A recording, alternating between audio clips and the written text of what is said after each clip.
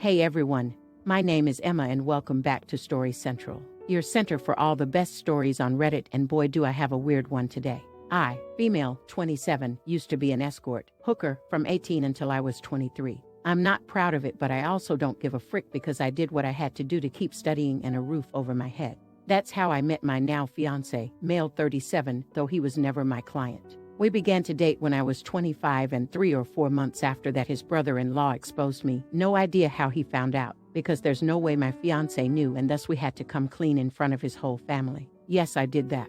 Yes, he knows. Yes, he doesn't care. It was 2 years ago. At that time, we got over it. After that there was a span of 3-4 months in where my mother-in-law and some of my fiancé's aunts and cousin policed their husband when I was around. It was really weird tbh because these dudes were like 40-60 yo, and I wasn't that desperate. So my fiancé shut their bullshit hard, and even when his family still gives me the side eye from time to time, we thought it was behind us. He proposed last year, and 5 months ago we found out that I was pregnant. We were really happy about it, and we told his family as soon as we knew. His sisters and young brother were happy for us, but his mom took me aside and begged me to be honest with her and asked if this was really my fiancé's child. I was taken aback, but I just rolled my eyes and said yes. She gave me some shitty speech about how she only wanted to make sure and that she was happy to be a grandmother. Well, last weekend we were at his parents' with his family and some of his friends, and we were talking about the name, how he might look. Small talk. We will love him regardless, but there's always some "oh, I hope he gets your nose."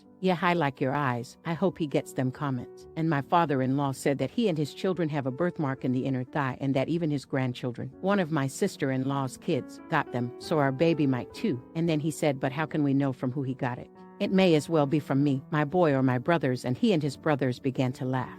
My fiancé got mad, and before he could say anything I said, I don't get it. And my father-in-law was, yeah, because it runs in the family. And I said again, I don't get it. Why would he get it from you? And he began to get nervous and said, because you know, it's just a joke opus. And I said, but I don't get it, and you all laughed. Explain. It got to the point that some of his friends said, hey, it's not funny, so he excused himself and left. Later my fiancé's bill came to me and said that I was wrong for embarrassing him like that in his own house, and that I knew what the joke was about, and because of my past, I shouldn't be surprised. Now they're all demanding that I apologize to my father-in-law. Not the idiot. They're sexually harassing you, aggressively, in a family setting. Honestly, I would have added, it sounds like you're implying that we've had sex, and I don't understand why that's a joke you'd make to your daughter-in-law. Father-in-law clearly knows he's wrong. I say push back as hard as you can. Not the idiot. Father-in-law literally made a joke about him or other men from the family impregnating you. How that would make you the idiot is beyond me. How does one even get to crossing that kind of line? WTF. So me, female 26, and my husband, 28 meters, who I'll call Jake for this story, have been together for 5 years and married for 3. We have recently started trying for a baby, as we both felt like that was the next step in our life together, and 3 weeks ago I got a positive test back. We were really happy and told our families, and now my mom and mother-in-law want to throw a big baby shower for us. It was just super good news all around. Well, 2 nights ago me and Jake were getting ready for bed when he reminded me to go through the house and make sure all the lights were off. Now he can be a little lazy at times, and it has become a nightly routine for me to make sure all the lights are off that he leaves on before we go to bed. I wasn't feeling very well and asked if he could just do it since he wasn't doing anything and was literally standing by the door. He then tells me, no, this is what is expected of you every night. I was a little hurt, but I didn't want to fight with him, so I just did it. When I came back, Jake goes on this very long and unprovoked rant saying things like, just because you are pregnant does not mean anything will change, and you are still expected to cook, clean, and do all the chores every day, because how can you be expected to be a mother if you can't handle a little work?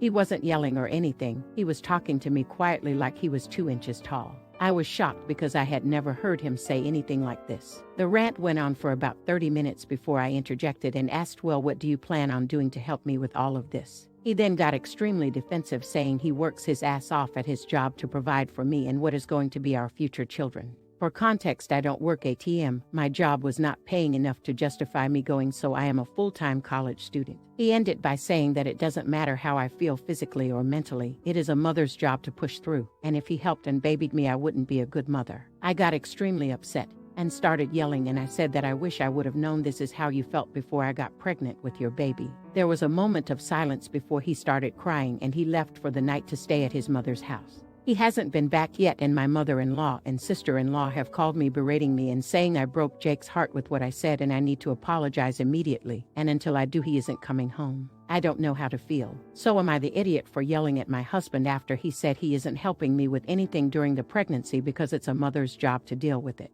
Edit. First, I want to thank you all for your responses. I'm sorry I haven't really responded to anyone specifically, but I really do appreciate you guys. A few of you asked if I told my mother-in-law and sister-in-law what he said, which I did. They basically said I was being sensitive and all he meant was pregnancy isn't an excuse to be lazy. He meant no harm. Okay. I am getting some things together and I'm going to be headed to my mom and dad's house. My mom is furious with him and doesn't want me apologizing to him or talking to him without the situation either being recorded or having a witness. Regardless, I am okay and will be okay. I do appreciate all of you though. You have opened my eyes to many things I may have been ignoring or looking past over the years. Not the idiot. You're in an abusive relationship. He's wrong, things will change for the worse. Men are often more abusive during a woman's pregnancy because they can't control the pregnancy itself.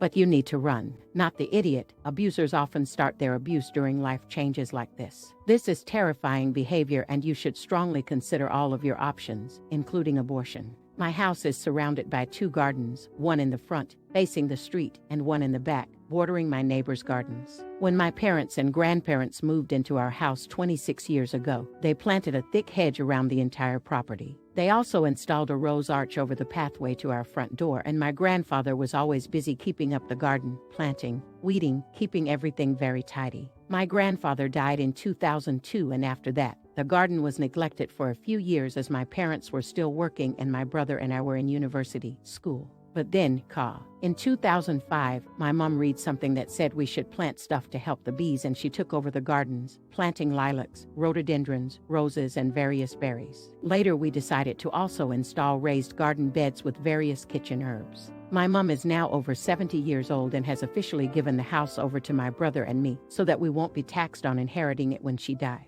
Since then, I've been sporadically taking care of the gardens. I like them in their wild shape with all the birds, bees, bumblebees, and butterflies flying around. In autumn, we get hedgehogs, and we've been visited by a fox recently, which sent my cats into a panic. Really quick, if you're enjoying the video, don't forget to drop a like. Then, recently, we received a letter from the city stating that our garden was interfering with the safety of the street because the hedge was overgrowing the pavement and contained poisonous berries which were a danger to children. Now, my brother trims the hedge every month to make sure nothing is overgrowing the pavement in any way, and while the berries are poisonous, to get to them you'd have to be quite resilient because they're surrounded by thorns.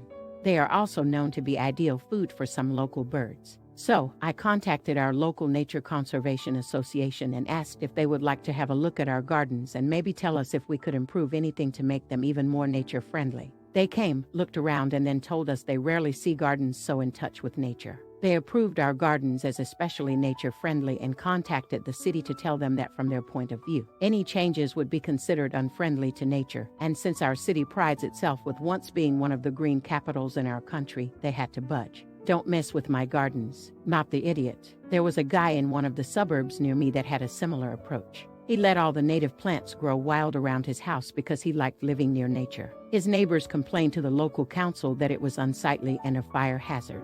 The council sent him notices to trim it all back and clean it up. He refused them all. The council set a date that they would come and remove all trees, plants, and shrubs and charge him for the cost involved. He contacted a local environmental agency that came and inspected his property. And they found 2 species of endangered birds had nested there. One was assumed extinct. After that, there was nothing they could do as the birds were protected by law. I just told this story at a gathering over the holidays when a family member asked if I, a female, experienced sexism while serving in the military. On the whole, I had a great experience serving and most of my coworkers were really amazing. Except for Brad, fake name. Brad was the living worst. He was a lazy know-it-all, but really only a know enough to get by and keep up appearances, misogynist. During our first in-office interaction, he leaned back and said, totally unprompted and completely out of context, "Yeah, I've never met a woman who was smarter than me," to which I immediately replied, "That's weird, because I've met a lot of women smarter than you." Thus began our Cold War. Part of our job was to maintain a certain level of knowledge and proficiency among an array of different topics and specialties. We had a whole book that we were more or less supposed to know front to back. Because this was part of my job, I made sure to stay proficient. Not everyone thought this was important. Now Brad, the smartest person in the room, was in the training shop and was in charge of creating and proctoring our weekly proficiency and knowledge test. A test which I aced every week, scoring higher than the males, who did not care that I scored higher and even catching errors that Brad would make. Brad's fragile ego could not allow him to admit that me, a gasp woman, knew even more than the other men and sometimes even more than Brad himself. So he would find arbitrary reasons to fail me every week. Didn't like the specific color of blue ink I was using. Fail. Didn't like that I abbreviated my rank when signing the test. Fail. Didn't think I put enough thought into choosing the multiple choice answer. Fail. Walked into the testing room before him, thus invalidating my test results. Yes, literally. Fail. We all laughed off this behavior because he was only making himself look insane, and my unit commander saw that I was getting all of my test questions correct. Again, it was my job to know that stuff, so he was unfazed by my 0% scores. Not to mention, this was all internal testing, so no one outside our org ever got the results. Not really a big deal, until Brad decides that he needs to nitpick a non-issue. He decided that instead of doing his weekly test, he was going to spend the hour lecturing us on how to properly classify presentations. Evidently, a female in the office had misspelled a classification on a slide. Think classified versus unclassified, thus creating a major security breach. She didn't. Now don't get me wrong, using proper classifications is incredibly important and is top priority in creating a presentation, but the difference between secret and secret is not going to bring down the establishment. Most people, except for Brad evidently, can use common sense and know that a slide marked secret should still be treated as secret. Because duh. On to the petty revenge. Brad made a ponderous presentation, including slides that actually included an array of different classified material. This presentation was supposed to take all hour. By the 5th or 6th slide, however, we get to some really sensitive information. And what has been missing from every single one of Brad's slides? You guessed it, a classification on the top and bottom of the slide.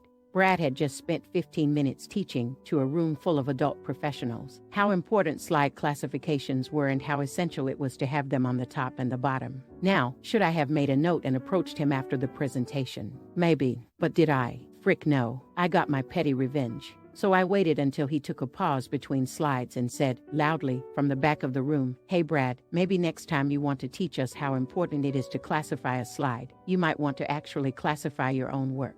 You've got some sensitive information on there that isn't classified, which you just explained to us as a major security breach and should be reported to the commander. None of your slides have had classifications up to now, unless this presentation is an example of what you don't want us to do." Shocked Pikachu face. Brad looked like a trout gasping for life as he glanced at his computer, to me, then back to the screen. Everyone started laughing and 2 of our superiors actually got up to leave saying they had things that were actually important to get to. Sometimes the best revenge is just knowing how to do your job and do it well, despite the Brads of the world.